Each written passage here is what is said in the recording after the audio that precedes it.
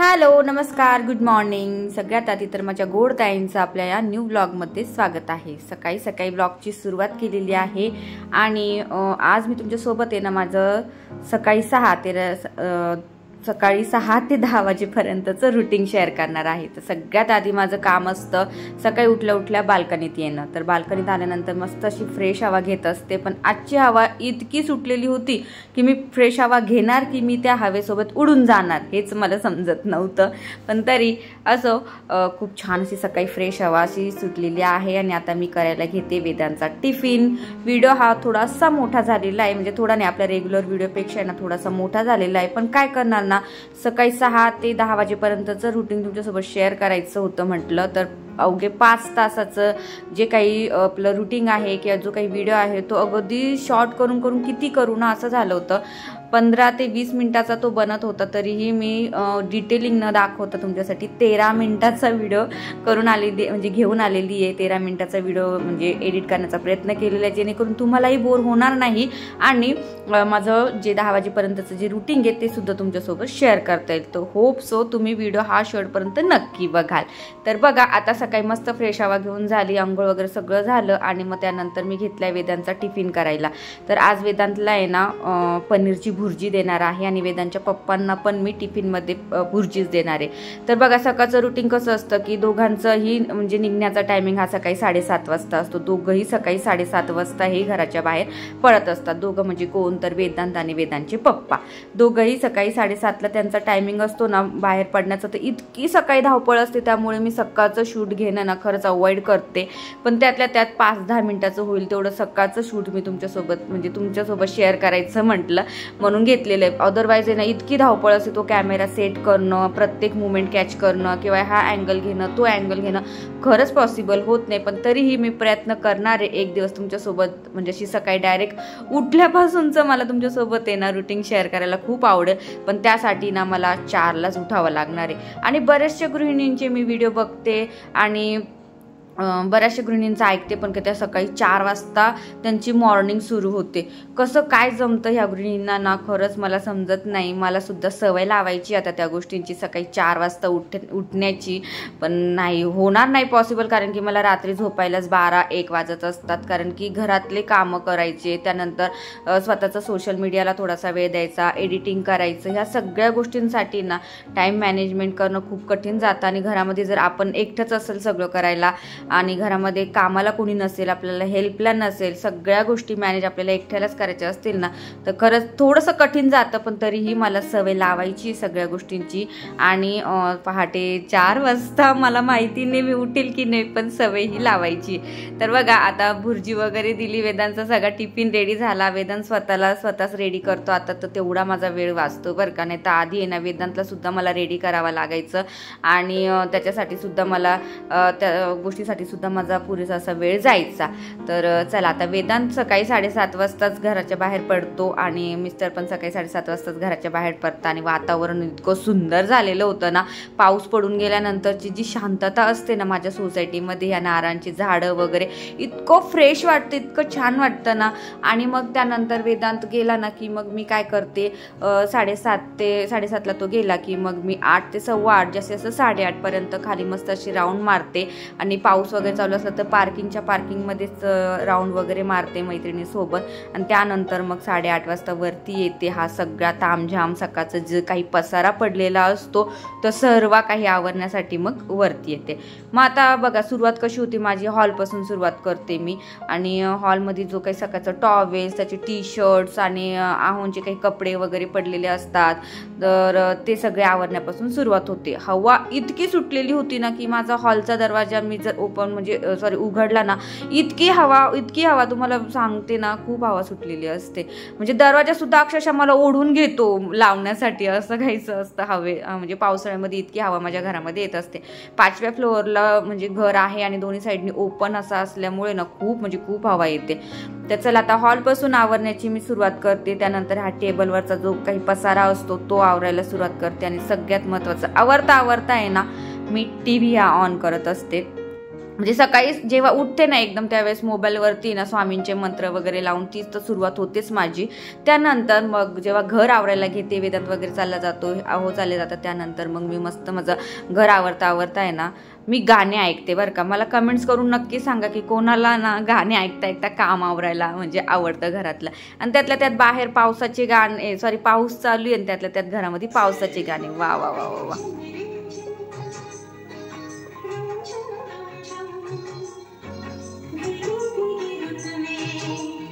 वाह, एकदम मन प्रसन्न असं होऊन जातं. बाहेर पाऊस चालू आहे, मध्ये पावसाचे गाणे चालू आहे आणि पावसाळ्यामध्ये ना मला पावसाचे गाणे ऐकायला ना इतके आवडतात ना की बस. आणि इतर वेळी तर मी ना काम आवरायच्या वेळेस आहे ना हेडफोन तर नाही कानात घालू शकत, पण TV लावून देते, टीव्हीवरती गाणे लावून देते आणि सकाळची माझी अशी सुरुवात मस्त अशी फ्रेश करत असते. आणि भरपूरशा गोष्टी सकाळी होत असतात माझ्या, पण सगळ्या डिटेल नाही दाखवल्या व्हिडिओमध्ये, कारण की व्हिडिओ खूप मोठा होऊन जातो ना. तर बेसिक फक्त जे काही आवरणं वगैरे असतं ते दाखवते. तर आता हॉल आवरून झाला, त्यानंतर बेडरूममध्ये आले. बेडरूममध्ये सगळ्यांना माहिती की माझ्या घरामध्ये बेड आहे, पण बेडरूममध्ये तो टाकलेला नाही, कारण की बेडरूममध्ये इतकं सामान आहे, बेड टाकायला अजिबात जागा नाही आहे. त्यामुळे मग अशा अंथरुणाच्या घड्या वगैरे व्यवस्थित करून ठेवते. त्यानंतर आहे ना आता म्हणजे पावसाळ्यामध्ये ना कपडे अजिबात सुकत नाही आहे, मग ते कपडे ना रात्री कूलर समोर वाळत टाकून देते, फॅन समोर वाळत टाकून देते, आणि सकाळी मग त्या कपड्यांच्या घड्या घालून जे काही कालचे कपडे असतात ते दुसऱ्या दिवशी सकाळी आता कपाटामध्ये जात आहेत. असं काहीसं झालंय. कपाटाची अवस्था पण खूप खराब झाली आहे. कपाट पण आवरायला घ्यायचं आहे आता. तुम्हाला सांगते ना, घरामध्ये एक काम असं नाही आहे की ते आवरायचं नाही. एक काम आवरून झालं की 15 दिवसांनी दुसरी वस्तू आवरायची असते, तिसरी वस्तू आवरायची असते. मग त्यामध्ये बाथरूम येतं, कपाट येतं, फ्रीज येतं, म्हणजे काय सांगू नये. एक काम झालं की दुसरं काम आहेच घरामध्ये, म्हणजे अशी शांतता अजिबात नाही. आणि घर, ज्या गृहिणीला घर स्वच्छ ठेवण्याची सवय असते ना, तिला काम एवढंसं जरी कचरा असला ना तो आवरावलाच, म्हणजे असं वाटतंच की आवरावं म्हणून. घर जेवढं पाहिजे तेवढं स्वच्छ ठेवण्याचा प्रयत्न आपण करत असतो. तर बघा आता हॉल आवरून झाला, बेडरूम आवरून झाला, त्यानंतर मग आले किचनमध्ये आल्यानंतर सकाळी जे काही भाजी उरली होती ती भाजी वगैरे काढून घेतली. रात्रीची जी भांडी आहे ती आता सगळी भांडी जागेवर जाऊ देते, भांडी लावून देते. आणि रात्रीची भांडी ना मी रात्रीच म्हणजे घसून वगैरे ठेवते. सकाळी ना छान असं किचन बघायला पण मस्त वाटतं, स्वच्छ किचन असा. त्यामुळे मग रात्रीची जी काही भांडी होती ती लावून घेतली. त्यानंतर आता म्हणजे पारसं जे घर असतं ते झाडायला सुरुवात केलेली आहे. सुरुवात माझी नेहमी माझ्या ब्लॉगमध्ये सांगत असते, बेडरूम, किचन आणि मग हॉल. जी काही निगेटिव्हिटी आहे ती सगळी अशा पद्धतीने बाहेर घालवून द्यायची असते कचऱ्याद्वारे, असं मला वाटतं. त्यामुळे मग माझं असंच झाडण्याचं रुटीन असतं. संध्याकाळचं रुटीन आहे, हॉल टू बेडरूम असतं. बेडरूमला अटॅच गॅलरी असल्यामुळे मग जो काही कचरा आहे तो गॅलरीमध्ये जातो. आणि सकाळचं रुटीन असतं जे गॅलरीमधून तर हॉलमध्ये जी काही निगेटिव्हिटी असते साचलेली ती सगळी काही बाहेर चालली जाते. तर आता सगळं झालेलं आहे, बेसिक आवरून झालेलं आहे. आणि त्यानंतर आता मी घेते इथे दूध तापवायला घेते. आणि त्यानंतर आहे ना, ही तुम्ही म्हणाल की ही दुधाची पिशवी अशी काय चोळते तू चेहऱ्याला, तर असे छोटेसे हॅक्स मी करत असते, टिप्स मी तुमच्यासोबत शेअर करत असते. तर आता ही दुधाची पिशवी ना, कच्चं दूध जेवढं आपल्या चेहऱ्याला आपण लावतो ना तेवढं चेहरा मस्त असा क्लीन, स्वच्छ, मऊ असा होत असतो. तर लगेच करून घ्यायचं. आपल्या स्किनची पण काळजी तेवढीच महत्त्वाची असते. त्यामुळे ही जी दुधाची जी दूध पिशवी ना ती सुद्धा मी वाया जाऊ देत नाही, ती सुद्धा चेहऱ्याला अशी मस्त चोपडून घेते. त्याने काय होतं की माझे जे चेहऱ्याला मी ते दूध जे चोळलेलं असतं ना ते सनस्क्रीनचं काम करत असतं. कारण की त्यानंतरही मला उरलेल्या चपात्या, दूध गरम करणं, चहा ठेवणं स्वतःसाठी, या गोष्टी मला किचनवरती कराव्याच लागतात, गॅसजवळ ह्या कराव्याच लागतात ना. मग त्यामुळे मग जे दूध लावलेलं असतं चेहऱ्याला ते मस्त सनस्क्रीनचं काम करत असतं. चेहऱ्याला हीट लागत नाही माझ्या, आणि हीट जरी लागली तरी मग जे दूध लावलेलं असतं कच्चं दूध, त्यामुळे प्रोटेक्शन मिळतं चेहऱ्याला. त्यामुळे मग असं छोटे मोठे अशा हॅक्स आहे ना आपल्यासोबत, चेहऱ्यासोबत, स्किन सोबत करत राहायचे. म्हणजे कसं, घरामध्ये गृहिणी म्हणून आपण घराची काळजी तर घेतच असतो, आपल्या स्किनची, आपल्या बॉडीची पण काळजी घेणं तेवढंच महत्त्वाचं असतं. तर चला, आता भूक खूप लागलेली आहे मला. सकाळी भूक खूप लागते, माहीत नाही सकाळची जी धावपळ असते ती करून इतकी भूक लागते ना की बस. तर माझ्या सगळ्यात आवडतीचा जो नाश्ता आहे ना तो म्हणजे शिळी चपाती जी असते, तिला मस्त तूप लावायचं, ती पोळी करकरीत करायची मस्त, आणि चहासोबत त्याचा आस्वाद घ्यायचा. तर मला कमेंट्स करून नक्की सांगा की तुम्हाला चहा चपाती खायला आवडते का. आणि त्यातल्या त्यात शिळी चपाती खायला आवडते का. मला माहिती आहे की म्हणजे सकाळचा जो नाश्ता आहे ना तो हेल्दी नाही आहे चहा चपाती, पण मी डेली बेसिसवर नाही घेत. मला ना पावसाळ्यामध्ये चहा चपाती खायला ना खूप आवडतं आणि मी कधीतरी घेते, म्हणजे 15 दिवसातून 8 दिवसातून अशी मी चहा चपाती ही खात असते. आपल्या शरीरासाठी ती चांगली नसते जास्त खाल्लेलं, ॲसिडिटी होते, आपल्याला पित्त वाढतं, पण काय करू मला आवडतं आणि मी ते खूप वेळा खात नाही, त्यामुळे मग मला त्याचा जास्त असा त्रास काही होत नाही.